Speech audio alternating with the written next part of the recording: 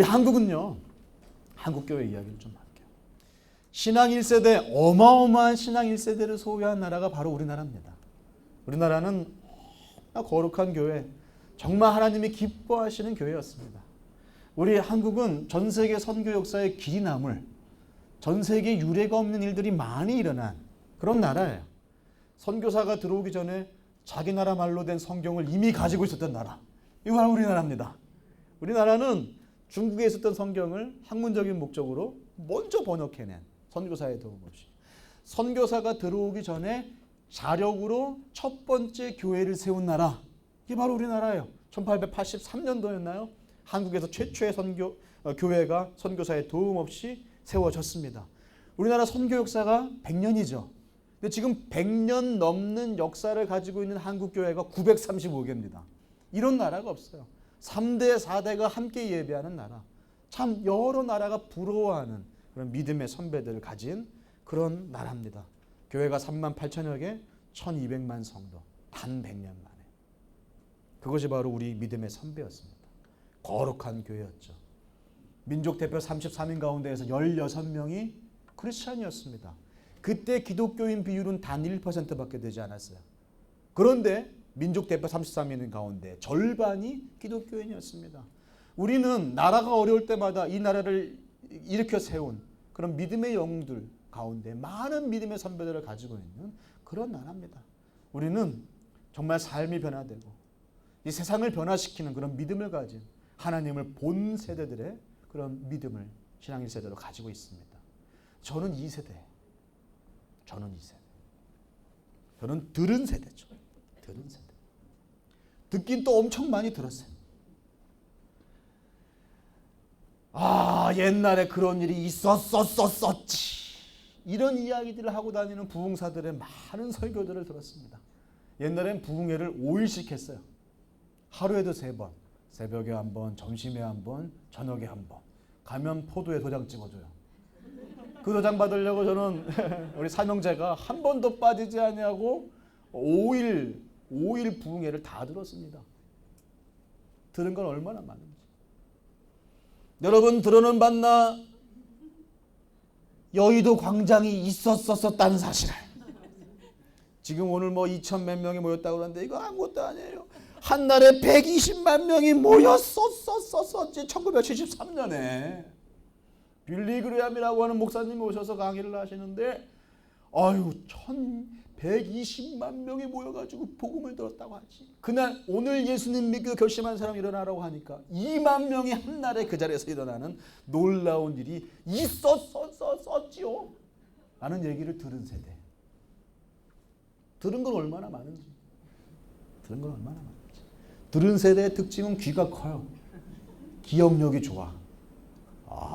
오늘 목사님 내가 들어보니까 한 3개쯤 합쳐갖고 했네. 지 것처럼. 들은 것만. 요즘에는 담임 목사님이 2분이라면서요. 우리 담임 목사님, 인터넷 담임 목사님. 설교를 또 찾아 듣기는 또 얼마나 많이 듣는지. 듣는 일엔 익숙하지만 하나님을 본 적이 없는.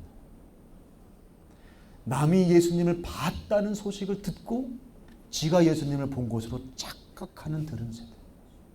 좋은 교회 다니면 좋은 설교를 들으면 그게 자기의 좋은 믿음인 것으로 착각하는 세대가 되었다는 것입니다. 그게 바로 신앙 2세대. 지금 한국교회의 어려움은 우리가 교육관이 좀 부족하고 커리큘럼이 후지고 전도사님이 힘이 없어서가 아니에요. 교사들이 열정을 내지 않아서가 아니에요. 예수님을 본 세대로 세우지를 못하기 때문입니다. 내가 본 곳이 없는데 어떻게 아이들에게 보게 할 수 있겠습니까? 저는 이 세대로 자랐어요. 이런 얘기 저런 얘기는 많이 들었지만 예수님을 보고 하나님을 경험하는 일들에는 익숙하지 않은 세대가 되었습니다. 그러니 우리의 다음 세대가 신앙 3세대로 종교적 교회를 지나서 이제는 듣도 보도 못한 세대, 하나님을 알지도 못하는 세대로 교회를 떠날 수밖에 없는 것은 당연한 귀결 아니겠습니까? 우리가 우리의 다음 세대를 다시 하나님의 세대로 세우기 위해서는 그들을 본 세대로 세워야 할 줄로 믿습니다. 지금 그들이 하나님을 만나게 해야 될 줄로 믿습니다. 한국교회 문제는요, 다른 문제 있지 않아요. 단절해 있어요. 요약하자면 참신자의 숫자가 줄어들고 회원교회는 많은데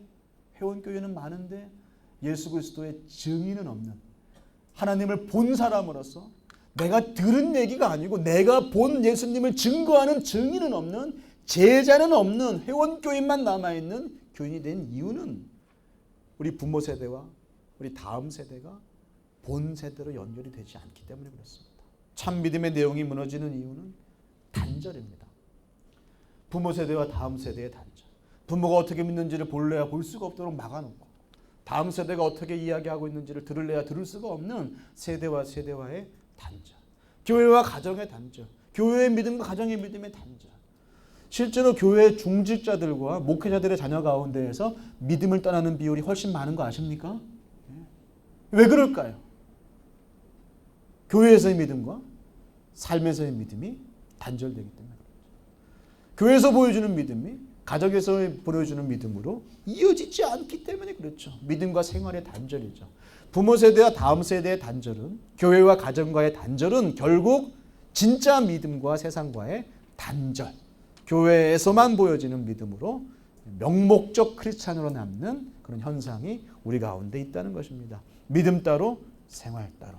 다음 세대는 참 믿음의 모양을 볼 수도 없고 참 믿음의 내용을 들을 수도 없는, 듣지도 보지도 못한 세대가 되어가고 있다는 것입니다.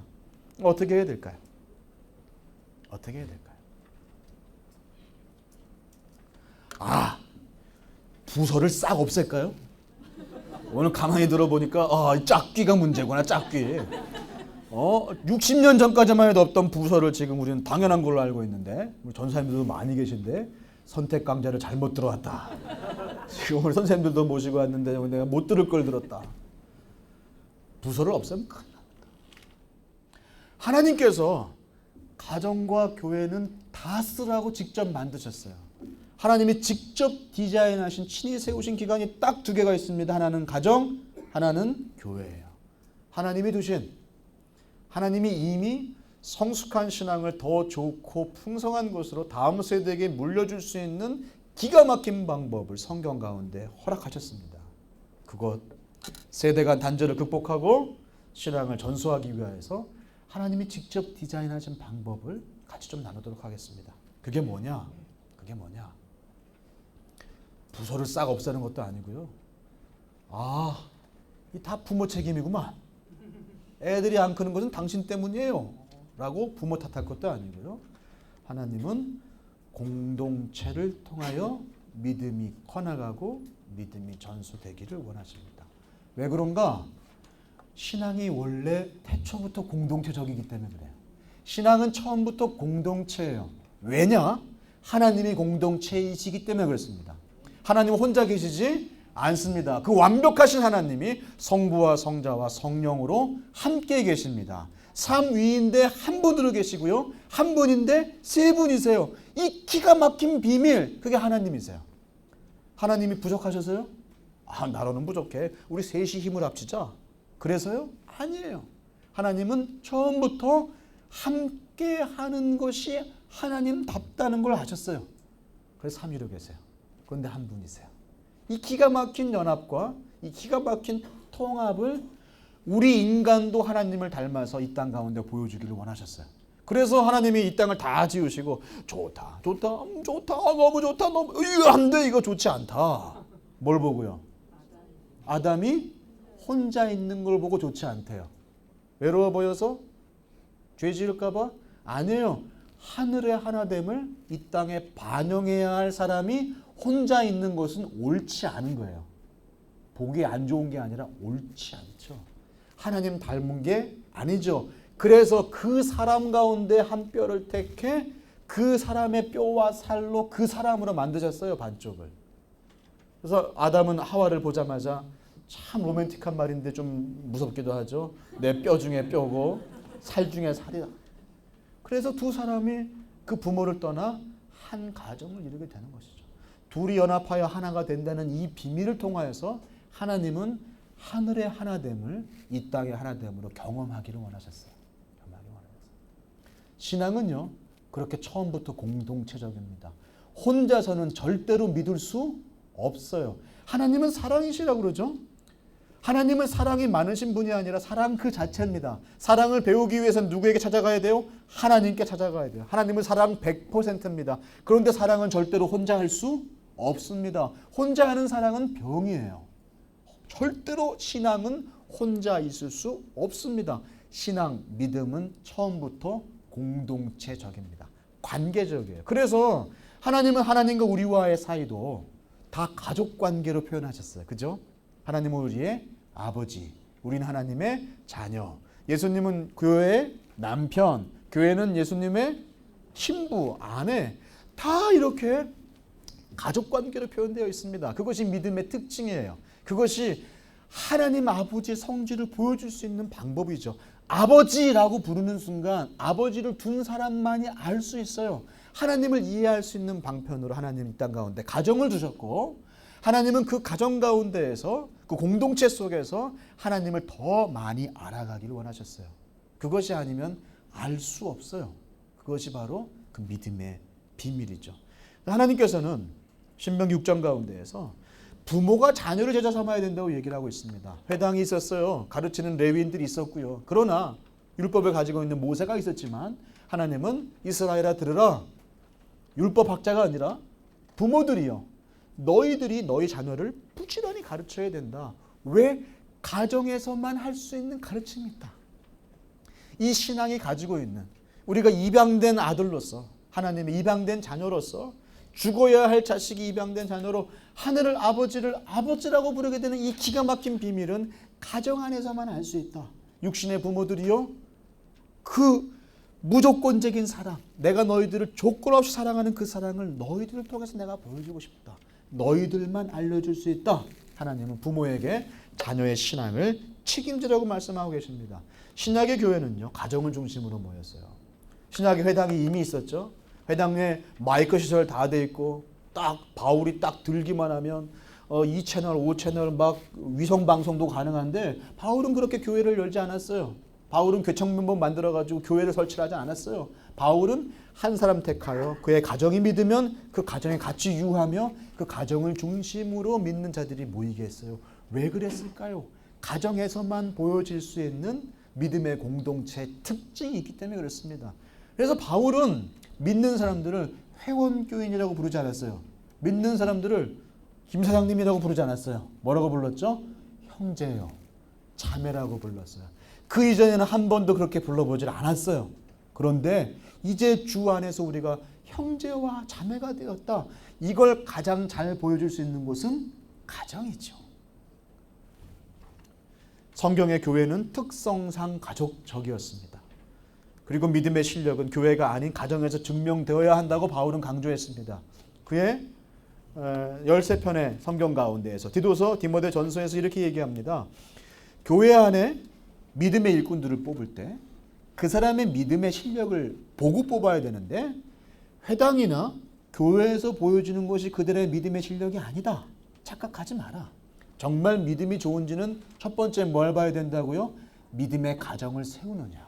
그래서 집사와 장로의 조건으로 첫 번째로 가정을 보라고 그랬습니다. 그것이 무엇입니까? 교회에서 보여지는 것이 아니라 삶 속에 드러나는 믿음만이 진짜 믿음이라는 것이죠. 그래서 우리 믿음의 실력은 가정에서 드러나야 됩니다. 하나님을 온 마음 다해 사랑하고 내 이웃을 내 몸처럼 사랑하는 것이 우리의 위대한 계명이지 않습니까? 이 계명을 지키기 위하여서 첫 번째로 꼭 거쳐야 될 장소가 있어요. 가정이에요. 세상으로 나가는 관문. 이웃 가운데 가장 가까운 이웃이 누구죠? 내 아내고 남편입니다. 그 다음이요, 자녀고 부모예요. 그 피가 섞여 있는 가족도 내 몸처럼 사랑하지 못하는데 피 한 방울 섞여 있지 않은 이웃을 어떻게 사랑할 수 있겠습니까? 어불성설이죠. 그래서 하나님은 가정을 통하여 세상 가운데 복음을 전하기 전에 그 복음을 리허설 돼야 된다고 말씀하고 계십니다. 저는 그것이 맞다고 믿습니다. 그래서 가정이 중요합니다. 하나님은 우리에게 가정과 교회라고 하는 기관을 두셔서 이 기관을 통하여 믿음이 증명되어지고 믿음이 전파되어지길 원합니다. 자, 그럼 가정이 이렇게 중요하면 교회는 그만둬야 될까요? 교회는 없어야 될까요? 아, 지금 가정교회 얘기하는 거구나. 교회 없애고 다 가정으로 들어가서 자, 만인 제사장이니까 자, 담임 목사 필요 없고 큰일 납니다. 큰일 납니다. 우리가 지금 가정 쪽이 무너진다고 해서 교회를 무너뜨리고 가정을 세워서는 안 돼요. 하나님은 두 개 다 주셨어요. 두 개 다 활용하길 원하십니다. 가정은 교회가 필요하고 교회는 가정이 필요합니다. 그러면 가정과 교회가 어떤 역할, 다른 역할이 있길래 그런가? 가정과 교회는 이런 역할들을 보여줍니다. 첫 번째, 교회는요, 은혜의 물을 데워주는 역할이에요. 교회만이 생명수를 전할 수 있습니다. 교회만이 생명의 예식이 이루어집니다. 교회만이 세례와 침례가 있습니다. 교회만이 생명을 줄 수 있습니다. 그러나 그 생명이 자라나게 하는 토양이 되는 것이 바로 가정입니다. 가정은 마치 화분처럼, 흙처럼 어떤 한 나무가 어떤 꽃이 자라날 수 있는 토양을 제공하는 것이죠. 그래서 교회가 은혜의 말씀을 부을 때 가정은 그것을 고스란히 담아 한 생명이 자라나게 하는 역할을 하는 것입니다. 그래서 교회는 가정이 필요하고요. 가정은 교회가 필요합니다. 이 땅 가운데에서 가정을 세울 수 있는 기관은 교회밖에 없습니다. 여러분 태어나서부터 죽을 때까지 여러분의 영적인 성장을 바라보고 여러분이 정말로 그리스도의 제자로 살아가고 있는지를 보고 관심 있게 들여다보며 격려하고 지원하고 지도하고 관리하고 도와줄 수 있는 기관은 동사무소가 아니에요. 구민센터가 아닙니다. 백화점 문화센터에서 그런 일 할 수 없어요. 여러분들의 영적인 삶은 오로지 교회에서만이 가능합니다. 교회는 유일한 세상의 소망입니다. 저는 그렇게 믿습니다. 그래서 교회는 이제는 가정을 세우는 일들을 해 나가야 됩니다. 한마디로 교회가 지도하고 가정이 키워가는 생명 공동체. 교회가 지도하고 가정이 주도하는 생명 공동체. 교회는 물을 부어주고 가정은 품어주는 생명 공동체로 공동체 가운데에서 커나가야 된다고 저는 믿습니다. 교회 가정이 싱크되는 것. 그래서 교회는 가정을 필요로 하고 가정은 교회를 필요로 하는, 가정은 믿음을 드러내고 전수하는 일본의 장소로 자라나고 교회는 가정을 세우고 지도하고 권면하고 품어주는 큰 마을이 되므로써 건강한 가정이 다시 돌아와서 건강한 교회를 이루고 건강한 교회는 다시 건강한 가정으로 각 가정을 세우는 일들을 하게 되는 것입니다. 그래서 저는 가정과 교회가 함께 세워져가는 건강한 교회를 위하여서 다음 세대를 이제 목회적인 영역에서 교육의 일로 마치 형광등 갈면 나가면 막 갈듯이 2년마다 한 번씩 교육전도사를 갈고 그리고 이 교구 목사가 되기 위한 어떤 과정으로 이 교육부서가 무슨 실험 장소처럼 여겨지고 그런 일들이 아니라, 그리고 교육은 교육전도사의 것이고 목회는 담임 목사님의 것으로 교육과 목회가 따로 떨어져서 만나지 못하는 그런 일이 아니라 태어나서부터 죽을 때까지 모든 인생을 교회와 가정이라고 하는 하나님이 디자인하는 공동체를 통하여서 이루어 가시는 모습을 만들어 가길 원했습니다. 그래서 싱크하는, 또 하나님의 철학으로 지혜로 싱크하는 싱크와이즈 사역을 작년 11월부터 시작을 했습니다. 싱크와이즈 사역 철학을 소개하는 3분짜리 비디오가 있는데요. 이 비디오 속에서 제가 지금까지 말씀드린 부분들을 다 이야기하고 있습니다. 잠깐 같이 보도록 하겠습니다.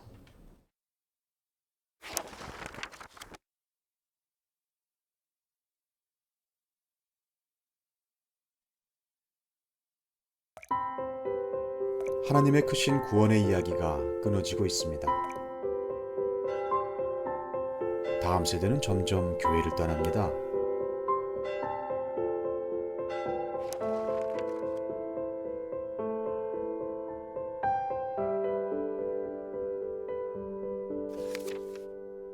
모든 사람에게는 자신만의 이야기가 있습니다.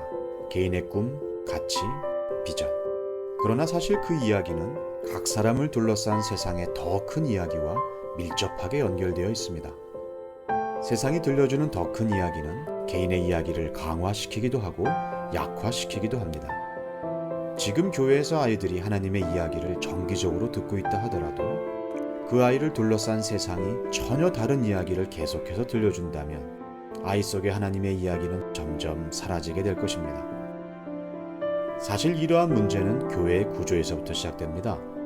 원래 교회는 하나님의 이야기를 함께 나누는 하나의 가족 공동체였습니다. 그러나 시간이 지나면서 현대 교회에는 전문화된 부서가 생겨났고 다음 세대와 부모 세대는 각자의 장소에서 따로 떨어져 예배하며 서로 다른 이야기를 듣게 되었습니다. 그리고 원래 가정은 하나님의 이야기를 가르치고 전수하는 첫 번째 신앙교육 장소였습니다. 그러나 시간이 지나면서 현대 가정의 부모들은 신앙교육에 대한 책임을 잊어버리고 그럴 수 있는 기능도 상실해버렸습니다. 결국 부모는 교회 전문가들에게 자녀의 신앙교육을 모두 맡겨버리게 되었습니다. 이제 아이들은 하나님의 이야기를 교회에서만 들을 수 있을 뿐 가정에서는 같은 하나님의 이야기를 들을 수 없게 되었습니다. 그러면 어떻게 해야 할까요? 이제 교회는 단절된 구조를 다시 커다란 하나의 통합된 구조로 바꾸어 모든 세대가 같은 하나님의 이야기를 듣고 공유할 수 있도록 해야 합니다. 그리고 가정은 교회에 맡기기만 하던 신앙교육의 책임을 자신의 것으로 되찾아 가정에서도 같은 하나님의 이야기가 들려지고 계속하여 다음 세대에게 물려지도록 해야 합니다. 하나님이 처음 의도하신 디자인대로 가정과 교회가 함께 협력할 때 아이들 속의 이야기는 하나님의 이야기로 다시 쓰여질 것입니다. 가정과 교회가 협력하여 다음 세대의 삶 속에 하나님의 이야기를 끊임없이 이어가는 것. 이것이 바로 싱크와이즈 커리큘럼의 비전입니다. 모든 세대가 같은 본문으로 같은 이야기들을 하나님의 위대한 구속 역사 이야기들을 배워가는 이 싱크와이즈 커리큘럼을 개발해서 공급했습니다. 근데 이런 질문들을 많이 받아요. 그거 잘 먹히요? 그거 하면 정말 가정이 세워져요? 이 선택의 문제가 아닙니다. 정말 세대가 같이 같은 말씀을 듣고 부모가 열심히 집에서 가정 예배를 하고 아이들과 함께 큐티를 하고 부모가 열심히 가르치면 아이들이 진짜로 그리스도의 제자로 잘 설까요? 모르는 일입니다. 우리의 영역 밖의 일이 있습니다. 우리는 우리에게 맡겨진 일을 그냥 할 뿐입니다. 마치 이것은 이거 전도 폭발해서 가르쳐준 대로 하면 딱딱 전도가 됩니까? 이렇게 묻는 거랑 똑같아요. 왜 전도해야 되나요? 전도하라고 말씀하십니다. 그건 우리가 선택할 수 있는 전략이 아니고 하나님이 우리에게 주신 소명이기 때문에 그렇습니다. 교회는 전도할 것인가 말 것인가, 선교할 것인가 말 것인가를 선택하는 기관이 아닙니다. 교회는 그것이 먹히냐 안 먹히느냐가 아니라 그것을 위해 존재하는 기관입니다. 그래서 이것은 순종의 문제로 봐야 됩니다. 우리가 충성의 문제로 봐야 됩니다. 이것은 우리가 누구나 해야 하는데 어떤 태도로 할 것입니다. 이 문제입니다.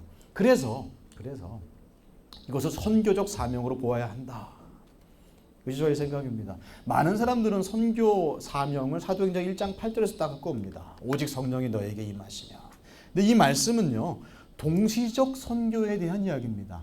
동시적 선교는 동시대의 선교죠. 같은 시대를 살고 있는 다른 장소, 다른 문화에 있는 사람들에게 복음을 전하는 것이 바로 동시적인 선교입니다.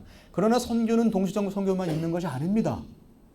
시대를 관통하는 선교가 있습니다. 구약에 이미 이 그리스도를 향한 복음이 우리 대에 끝나지 아니하고 주님 다시 오시는 그때까지 이어지기 위하여서 하나님이 주신 명령이 있습니다. 그것이 바로 신명기 6장 4절에서 7절까지 말씀이죠. 이스라엘 전체에게 들으라 말씀하시면서 오늘날 내가 내게 명하는 이 말씀을 네가 먼저 마음에 새기고 네가 먼저 너가 본 하나님을 네 마음에 새기고 다음 세대에게 부지런히 들려주고 부지런히 보여주는 일을 감당해라. 그게 바로 선교다. 이 일이 우리 때에 끝나기를 바라지 않는다면 네 옆에 있는 미전도 종족에게 선교하는 일을 잊어버리지 말아라. 그 얘기를 하는 것입니다. 여러분 옆에 끊임없이 미전도 종족이 태어난다는 거 아십니까? 저희 집에도 2명이 있어요. 하나님을 모르는 미전도 종족. 앞으로 이 종족이 어떤 나라의 어미가 될지 모르는 2 딸이 있습니다. 맞지요? 우리 옆에는 끊임없이 다른 문화, 다른 언어, 다른 생각, 다른 목표, 다른 비전을 가지고 있는, 요즘 애들이 무슨 말을 하면 알아듣질 못해요. 다른 언어를 가지고 있는 미전도 종족이에요. 이 아이들에게 그리스도의 복음을 전하지 않으면 안 됩니다. 이 아이들은 놔두고 지구 반대편에 있는 아프리카에서 우물을 판다고요. 내 옆에 있는 아이들을 놔두고요. 하나님은요, 예루살렘과 온 유대와 사마리아와 땅끝이라고 그랬지. 예루살렘과 유대와 사마리아를 포기하고 땅끝 가는 얘기를 안 했습니다. 내 옆에 예루살렘, 내 옆에 유대를 봐야 됩니다. 그래서 동시적인 선교와 통시적인 선교가 조화를 이룰 때 예수님 오실 때까지 이 사명이 중단되지 않는 것입니다. 캐나다에 유명한 선교교회가 있었어요. 이 교회는 교회 재정의 52%를 선교에 썼습니다. 전 세계에 많은 교회를 세웠어요. 놀라운 교회였죠. 그러나 50년 뒤에 이 교회를 기억하는 사람은 아무도 없습니다. 지금은 이 교회가 무슨 일을 하는지도 아무도 몰라요. 왜 그럴까요? 이 교회가 같은 시대에 다른 곳에 복음을 전했는지는 모르겠지만 그 교회의 미래인 다음 세대에게 그 비전을 전하지 못했어요. 우리가 왜 그 일을 해야 됩니까? 멀쩡한 사람들을 놔두고. 그래서 그 교회는 그 본질을 잃어버린, 지금은 아무 영향력이 없는 교회가 됐습니다. 여러분이 이 사명을 예수님 오실 때까지 이어가기 원하신다면 여러분 옆에 있는 땅끝에게 복음을 전하는 통시적인 선교가 같이 가야 됩니다. 그래서 가정이 중요하다는 것이죠. 한 선교학자가 1040 윈도라고 한 것을 1990년대에 얘기를 했죠. 루이스 부시입니다. 루이스 부시는요, 여러 선교단체에게 얘기를 했어요. 이러지 맙시다. 이렇게 저렇게 향방 없는 선교사역하지 말고 우리가 전략적으로 힘을 합쳐서 마지막 추순날을 준비를 합시다. 우리가 힘을 모일 곳은 북20도에서 40도 사이에 있는 이 나라들입니다. 그러면서 아프리카와 중앙아시아와 아시아에 있는 몇 개국을 얘기했어요.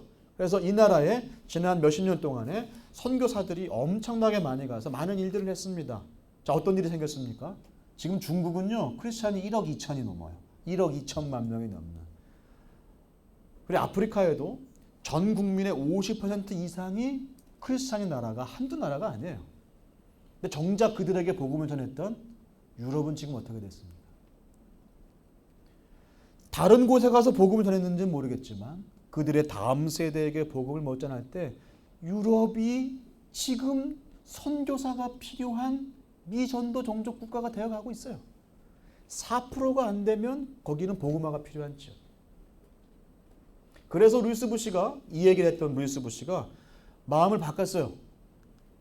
2004년도에 54개국 어린이 선교단체를 다 모아놓고 이가 얘기했습니다. 1040 윈도우는 잊어버리세요.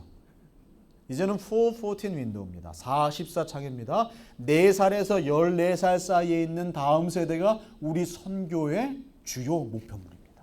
앞으로는 이제 모든 선교단체가 지역이 중요한 게 아니라 모든 지역에 있는 4살에서 14살 사이에 있는 아이들에게 선교하지 않는다면 마지막 추순날은 오지 않습니다. 이것이 시사하는 바가 굉장히 큽니다. 근데 한국교회는요, 이걸 또 오해를 했어요. 414 윈도우. 4살부터 14살 아이들을 모아놔다가 구워 삶아야 돼요. 그래서 다 아이들을 교회로 모이게 하는 거예요. 세상에 못 나가게 하는 거예요. 토요일도, 주일날에도, 주일날 오후에도 아이들을 모아놓고 내가 그렇게 얘기했지 않냐, 교회로 오라고. 그러나 생각해 보세요. 아이들이 정말 신앙에 가장 큰 영향을 받는 곳이 어디인지. 가정이라고. 우리가 1년에 40시간 아이들을 맡아서 키우고 있어요. 그러나 부모는 1년에 3,000시간 아이들에게 영향을 주고 있어요. 아이들이 아무리 여기서 이렇다 말을 들었는데 집에 가서는 전혀 다른 이야기를 듣고 있다면 이 아이들이 복음 가운데 올바로 설 수 있겠느냐 이거죠. 그래서 414 윈도우는 목표는 맞아요. 그러나 방법이 달라요. 이걸 또 교회 중심으로 하면 안 돼요. 교회와 가정이 함께 이 일들을 해 나가야 됩니다. 이용규 교수님이요, 이런 질문을 했어요. 한국의 기독교인 510여 명에게 당신은 언제 처음 교회 나왔나 말고 언제 처음 예수님 영접했습니까? 이 질문을 했더니 충격적인 답안이 나왔어요. 저는 지금까지는 어린이 전도협회에서 얘기한 4살에서 14살 사이에 예수님을 믿는 사람들이 72%다. 그 통계를 가지고 있었거든요. 그래서 주일학교가 중요하다. 그 얘기를 수도 없이 많은 곳에서 수도 없이 많은 교사들과 부모들에게 설교하고 다녔어요. 2012년도에 우리 한국에 지금 믿고 있는 사람들이 이렇게 얘기하고, 당신은 언제 예수님 영접했습니까? 60.7%가 결혼 후라고 얘기하고 있어요. 난 결혼 후에야 예수님 만났다. 대학교 때 10%, 결혼 전에 10%, 고등학교 때 10%고요. 초등학교와 중학교 때 예수님 만났다고 하는 사람들은 다 합해봐야 9%가 되질 않아요.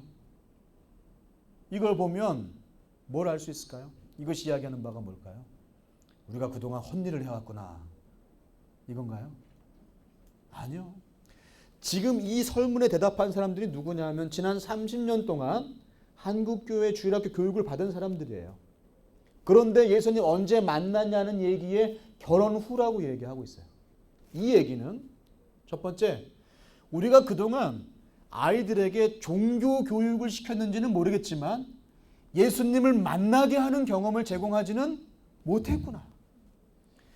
예수님을 만나는 믿음을 보여주지는 못했구나. 이들을 본 세대로 세우는 일에 실패했구나 이거예요.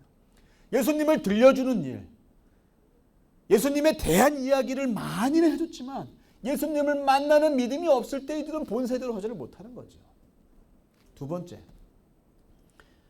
가정은 한 남자와 한 여자가 만나서 가정을 이루는 순간 가정은 가장 중요한 선교지가 되는구나. 이 가정은 하나님을 만날 수 있는 최적의 장소구나. 제가 결혼을 하고 아이를 낳고 거기서 시간을 보내면서 나이를 먹으니까요. 정말 설교가 달라진다는 얘기를 들어요.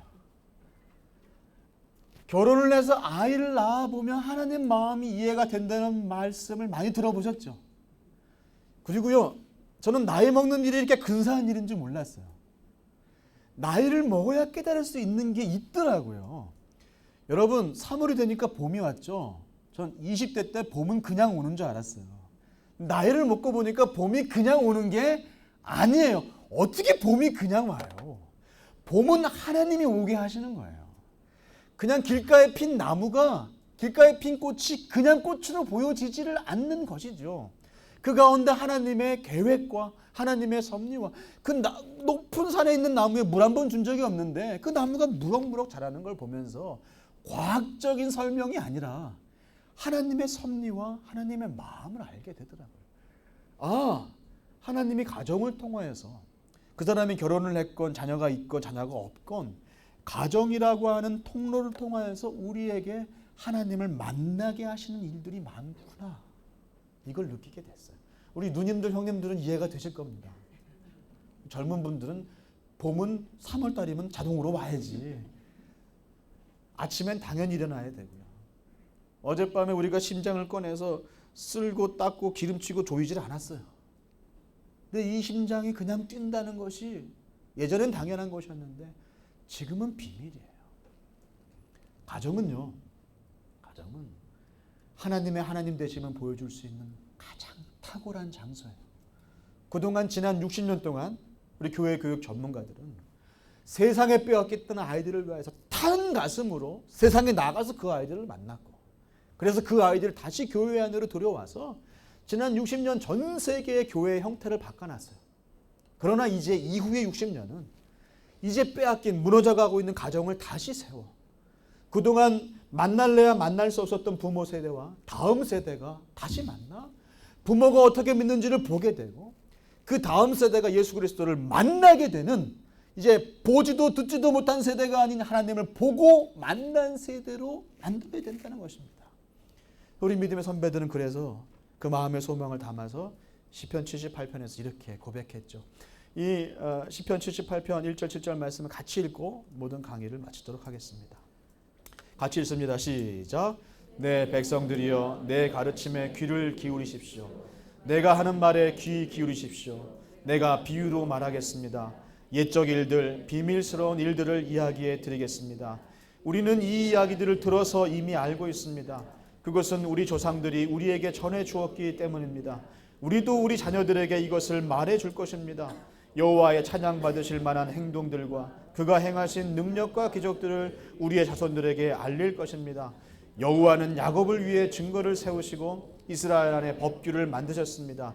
그리고 우리 조상들에게 그것을 자녀들에게 가르치라고 명령하셨습니다. 이렇게 하신 것은 그 자녀들이 그것을 배우고 다시 그들의 자손들에게 가르쳐 대대로 전하기 위해서였습니다. 그러면 그들은 모두 하나님을 믿고 의지할 것이고 하나님께서 하신 일들을 잊지 않을 것이며 그분의 명령을 지킬 것입니다. 아멘. 저는 이 일이 우리 세대 가운데에도 일어날 줄로 믿습니다. 세상은 말합니다. 교회는 끝났다고. 그렇지 않습니다. 전혀 끝나지 않습니다. 교회는 영원합니다. 교회는 승리합니다. 하나님은 말씀 가운데 분명히 얘기하셨습니다. 하나님이 영원하시고 그의 왕국이 영원하시고 그의 백성이 영원하기 때문에 교회는 영원합니다. 그러나 우리가 내가 그때 그곳에 너를 보냈는데 너는 충성을 다했냐? 그때 한국의 교회가 몇 시인지를 보고 어떤 행동을 해야 하는지 잘 알았냐? 너가 정말 작은 일에 충성했느냐라고 물으실 때 우리가 대답할 일은 우리가 결정할 수 있습니다. 어떻게 하시겠습니까? 많은 사람들은 이렇게 얘기합니다.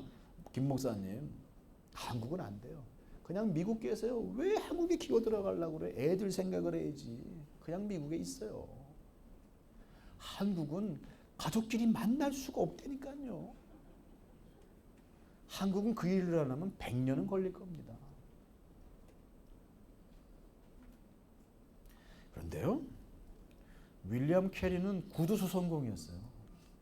그가 인도에 가서 선교를 하겠다고 해서 다 콧방귀를 꼈습니다. 교회나 잘 챙기세요. 그러나 그가 하나님을 위해 위대한 일을 시도할 때 인도 선교의 문이 열리고요. 그 때문에 중국이 열렸고요. 그 때문에 수많은 선교사들이 그의 뒤를 쫓아 생전 한 번 보지 못한 사람들의 얼굴을 보려 지구 반대편으로 나아가는 일들이 일어났어요. 지금 이 순간 하나님 여러분에게 위대한 꿈을 꾸게 하십니다. 그 위대한 꿈을 위해 위대한 일을 오늘 시도해 보시지 않겠습니까?